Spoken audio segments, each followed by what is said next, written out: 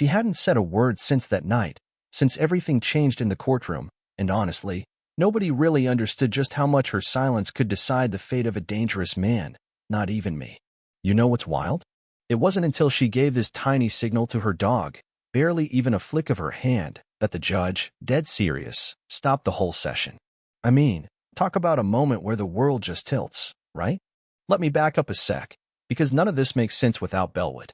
That's where it all started, in this little Louisiana town, deep in the humidity where cypress trees and magnolia perfume the air so thick, you can almost taste it. Bellwood's the kind of place where every porch has a story and folks still wave at each other from across the street, even if half of them are secretly hoping for something, anything, to finally shake up the routine. But for the Brooks family, the last month had gone way beyond a change of pace. The old warmth in their house had been smothered by something colder, heavier, like a fog nobody wanted to talk about.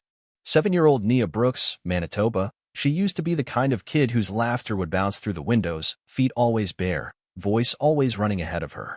She filled every inch of that house, humming, singing, whispering her made-up stories to her stuffed animals, until the night something happened. Something that left her locked up in her own head and yanked her voice straight out of her chest. Camille, her mom, worked nights at the hospital.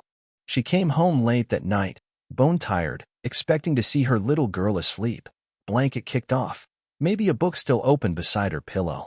Instead, the front door was hanging open, just a crack, but enough. You ever feel your stomach drop clean out of your body? That's what happened to Camille. She found Nia huddled inside the closet, knees tucked in, eyes wide and blank, like she wasn't even there. Camille tried, believe me, she tried everything: gentle words, tight hugs, every bedtime song in her memory. Nothing. Nia's gaze just slipped past her, silent. The police swept the place, looking for signs, broken windows, muddy footprints, missing jewelry, anything. But the house was untouched, not a single thing out of place. No evidence, no intruder, and just like that, the whole thing was filed away as probably nothing, as if that could explain why a child just stops talking overnight. But Nia didn't move on. She stopped playing outside, wouldn't even color, wouldn't look at you unless you said her name like you really meant it. She barely ate. She barely slept. Camille tried everything: favorite rabbit, bubble baths, lullabies that had once worked magic. But every night, Nia slipped out of bed and sat by her window, just staring into the dark backyard, silent and still as stone. The first time Camille caught her, she thought maybe Nia was looking for someone, her dad, some secret friend, or maybe just an answer to a question too big to say out loud. But night after night, Nia was there, and there was this look on her face, like she was waiting for something or someone. The cops weren't interested anymore. No new evidence, no point in going over the same story. But Detective Adam Evans, he stuck around. He listened. He didn't make Camille feel crazy for thinking something real was out there. If she could just tell us, he said. But Nia wouldn't talk, not even to trauma therapists. Selective mutism, they called it, a fancy way of saying the pain was too much for words. Evans had this idea, though. Maybe words aren't everything. Maybe what she needed was something else, some other kind of anchor. That's how Camille found herself at this rehab center on the edge of town, walking Nia in to meet Dr. Allison Vaughn and, as fate would have it, Rex, a German shepherd with a scar down his side and the calm, steady eyes of someone who's seen too much. Rex was a retired canine, hurt in the line of duty, now training as a therapy dog. He didn't do tricks. He just sat, regal and silent, waiting for Nia. That day, for the first time since the night it all broke, Nia actually reached out, touched his fur, hesitant, but real. That moment, Camille swore she could finally breathe. Rex came home with them. And just like that, a tiny piece of hope crept back into their lives. The first night, Nia didn't hide. She lay in bed with her hand resting on Rex, no eyes glued to the window, no trembling. Camille sat in the kitchen, listening for trouble, waiting for the other shoe to drop. But things started to change. Nia still didn't talk, but she didn't flinch anymore. She let Camille hug her. She started to draw, always pictures of her and Rex, sometimes in the yard, sometimes inside, but always together. Still, Camille was scared. Because every night, when the house fell quiet, she wondered if the darkness outside was watching them back. Then came the twist nobody was ready for. One night, Camille woke to Rex growling, deep and low. She followed him to Nia's window. Outside, just at the edge of the yard, was a shadow, a person, watching. Camille's whole body went cold. She snapped on the light, and the figure vanished, gone in an instant. The police came, Detective Evans came, but once again, no footprints, no signs, nothing. Except for one thing. The next day, Nia drew a picture.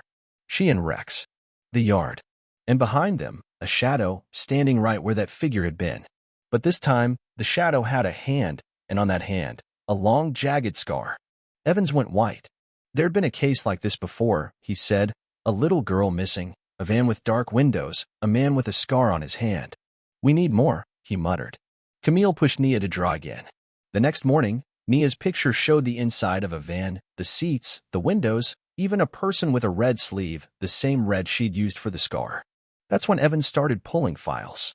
They found a van matching the description 2 towns over, owned by a guy named Carl Devo, and in his mugshot, the scar. The man in Nia's drawings. Police surrounded his rundown cabin in the woods. Rex growled as they got close. Inside, hidden beneath a loose floorboard, they found a little girl, Emma Sullivan, missing for months, alive but shaken. The courtroom after that was packed, every seat filled with people desperate for justice. Camille and Nia sat in the front, Rex right at Nia's feet, the kind of silent guardian nobody dared question. Carl Devo sat across the aisle, hands folded, pretending none of this touched him. The prosecutor laid out everything, the stalking, the abduction, how he'd come back to make sure his secret stayed buried. But the moment that changed everything? When Nia took the stand. She didn't say a word, she just reached for Rex, and when the prosecutor asked if she'd seen Devo before, she pointed at him. Rex's ears snapped up, his body tense, and then, like he was reliving it, he let out this low, certain growl. Devo couldn't hide it, he broke. Changed his plea to guilty the very next day. It was over. In the weeks after, Bellwood tried to go back to normal, but the Brooks house was forever changed. The nightmares faded, replaced by quiet mornings with Nia curled up next to Rex, drawing, sometimes smiling. One evening, Camille heard it, laughter, soft and a little bit broken, but laughter all the same. Nia was in the yard, ruffling Rex's fur, and then, as if she just remembered how to talk, she whispered, "Good boy." Camille cried, really cried, because after everything, her daughter was finally finding her way back. So, yeah, things got better. Not perfect, not easy, but better. There are still scars on Rex, on Nia, on Camille too, I guess. But sometimes, when the sun's going down and you can almost believe in peace again, you remember, some stories never really end. Justice isn't a finish line. It's a choice you have to keep making, day after day. And that's where I'll leave you, because I know some folks will say Devo got what he deserved, while others might wonder what else could have been done, or who still gets left behind. So, what do you think? Was justice really served, or is there always more to the story? Let me know how you see it, because in a world like ours, those questions are the ones that keep the light on.